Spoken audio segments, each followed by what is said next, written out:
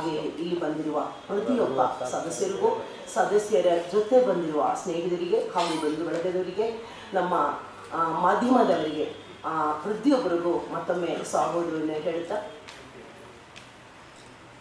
ದ್ರಾವಿಡ ಭಾಷಾ ಟ್ರಾನ್ಸ್ಲೇಟರ್ಸ್ ಅಸೋಸಿಯೇಷನ್ನ 4ನೇ ವಾರ್ಷಿಕ ಉತ್ಸವದಲ್ಲಿ 2ನೇಯ ಅನುವಾದದ ಪುರಸ್ಕಾರ ನಾವು ನೀಡ್ತಾ ಇದ್ದೀವಿ.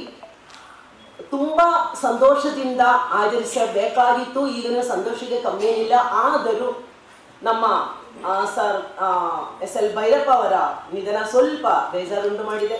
ಅದರಿಂದ ಮೈಸೂರು ಬೇರೆ ಬೇರೆ ಕಡೆಯಿಂದ ಬರಬೇಕಾಗಿರುವ ಸದಸ್ಯರು ಎಲ್ಲರೂ ಬಂದಿಲ್ಲ. ಹಲವಾರು ಸ್ನೇಹಿತರು ಬರಬೇಕಾಗಿದ್ದು ಅವರಿಗೂ ಬರಲಿಕ್ಕೆ ಸಾಧ್ಯವಾಗಲಿಲ್ಲ. ಆ ಒಂದು ಬೇಸರ ಒಂದು ಬಿಟ್ಟರೆ ಮಿಕ್ಕಿದೆಲ್ಲವೂ ತುಂಬ ಸಂತೋಷವಾಗಿದ್ವಿ.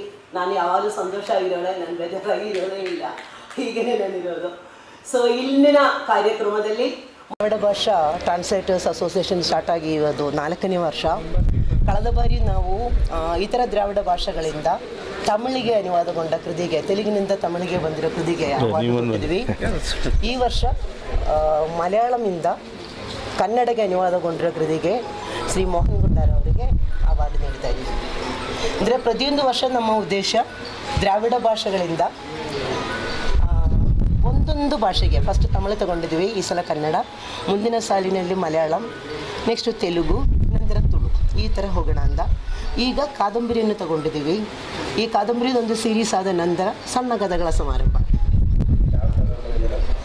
ಈ ಸಲ ಬಂದಿರೋದು ತಗಡಿ ಶಿವಶಂಕರ ಪಿಳ್ಳೆಯವರ ಚೆಮ್ಮಿನಂದ ಕೃತಿಗೆ ಬಂದಿರೋದು.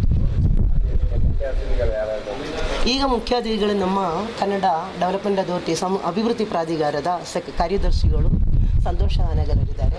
ಹಾಗೆ ಒಂದು IRS ಆಫೀಸರು P. ಗೋಪಕುಮಾರ್ ಅಂತವರಿದ್ದಾರೆ.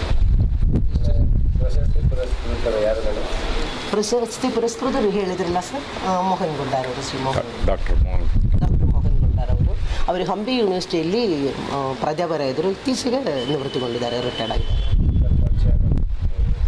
ತಮ್ಮ ಪರಿಚಯ, ನಿಗಳ ಪರಿಚಯ? ನಾನು ಸುಷ್ಮಾ ಶಂಗ. ಮೂಲತಃ ನಾನು ಮಲಯಾಳಿ. ಆ್ಯಕ್ಚುಲಿ ಮಂಡ್ಯದ ಕಡೆಯವರು ಶಂಕರ ಅವ್ರನ್ನ ಮದುವೆ ಮಾಡಿದ್ದೀವಿ.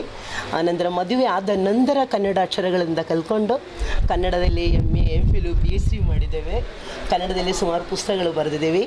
ಜ್ಞಾನಪೀಠ ಪ್ರಶಸ್ತಿ ಕೃತಿಗಳನ್ನು ಮಲಯಾಳಮಿಂದ ಕನ್ನಡಗೆ, ತಮಿಳಿಂದ ಮಲಯಾಳಂಗೆ, ತೆಲುಗಿಂದ ಎಲ್ಲ ಭಾಷೆಗಳು ಕಲ್ತ್ಕೊಂಡಿದ್ದೀನಿ.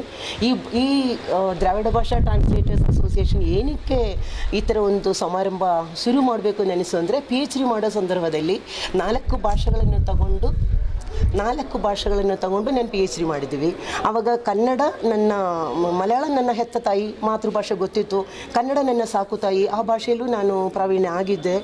ನಂತರ ತೆಲುಗು ಮತ್ತು ತಮಿಳು ಗೊತ್ತಿರಲಿಲ್ಲ. ನಂತರ ತೆಲುಗು ಮತ್ತು ತಮಿಳು ಕಲಿತೆ. ಅದನ್ನು ಅನುವಾದಗಳು ಹುಡುಕುವಾಗ ಪುಸ್ತಕಗಳು ಸಿಗೋದಕ್ಕೆ ಬಹಳ ಕಷ್ಟ ಆಯಿತು. 5 ಸ್ಟೇಟುಗಳು ಓಡಾಡಿದ್ವಿ. ಕುಪ್ಪಂ ದ್ರಾವಿಡ ಯೂನಿವರ್ಸಿಟಿಯಲ್ಲಿ ಡಾಕ್ಟರ್ ಮಲ್ಲೇಶಪ್ಪ ಅವರ ಮಾರ್ಗದರ್ಶನದಲ್ಲಿ ನಾನು PhD ಮಾಡಿರೋದು. ಸೊ ಆ ಸಂದರ್ಭದಲ್ಲಿ ಮನಸ್ಸಲ್ಲಿ ಬಂದಿರೋ ಒಂದು ಕನಸು ಇದು.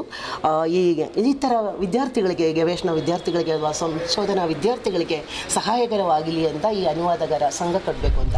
ಅದು ಮಾತ್ರ ಅಲ್ಲ ಸರ್, ವಿಶ್ವಕವಿ, ವರ್ಲ್ಡ್ ಕವಿ ಅಂತೆಲ್ಲ ಹೇಳ್ತಿರಲ್ಲ. ಸೊ ಒಂದು ಕವಿ ವಿಶ್ವಕವಿ ಆಗಬೇಕು ಅಂದಿದ್ರೆ ಅದರ ಹಿಂದೆ ಒಂದು ಅನುವಾದ ಕ್ರಿಯೆ ನಡೆಯಲೇಬೇಕಲ್ಲ.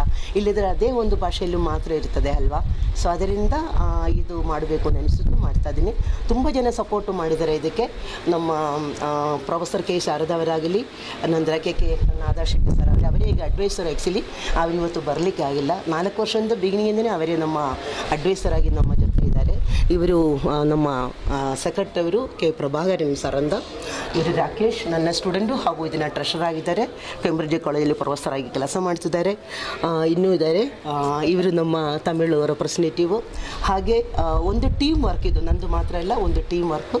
EC ಪ್ಯಾನಲಲ್ಲಿ ನಾವು ಒಂದು 10 ಜನ ಇದ್ದೀವಿ. 10 ಜನರ ಒಂದು ಮನಸ್ಸಿಂದ ಇದು ನಡೀತಾ ಇದೆ. ಸದಸ್ಯರು ಸ್ವಲ್ಪ ಕಷ್ಟವಾಗುತ್ತದೆ, ಯಾಕಂದರೆ ಎಲ್ಲ ಬೇರೆ ಬೇರೆ ರಾಜ್ಯಗಳಿಂದ ಬರುವ ಕಾರಣದಿಂದ ಅವರನ್ನು ಒಗ್ಗೂಡಿಸೋದು ಬಹಳ ಕಷ್ಟ ಆಗುತ್ತದೆ. ಪ್ರಾರಂಭ ಆಗಿರೋ ಕಾರಣದಿಂದ ಸ್ವಲ್ಪ ಫಂಡಿನೆಲ್ಲ ತೊಂದರೆ ಇದೆ. ಕಳೆದ ಬಾರಿ ನಮಗೆ ಮಲಬಾರ್ ಗೋಲ್ಡ್ ಅವರು ಅವಾರ್ಡ್ ಸಮಾರಂಭಕ್ಕೆ ಸ್ಪಾನ್ಸರ್ ಮಾಡಿರೋದು. ಈ ಸಲ ಅಷ್ಟು ಮಾಡಿಲ್ಲ, ಆದರೂ ಒಂದು ಅವಾರ್ಡ್ ಮಾತ್ರ ಅವರು 11,111 rupees ಅವಾರ್ಡ್ ಅಮೌಂಟ್, ಅದ್ರ ಜೊತೆ ಪ್ರಶಸ್ತಿ ಪತ್ರ ಹಾಗೆ ಫಲಕ ಎಲ್ಲವೂ ನಾವು ಕೊಡ್ತಾ ಇದ್ವಿ. ಈ ಥರ ಬೆಳೀತಾ ಇದೆ. ಇನ್ನು ಮುಂದೆ ಎಲ್ಲ ಮಾಡಬೇಕು ಅಂತ ಪ್ಲಾನ್.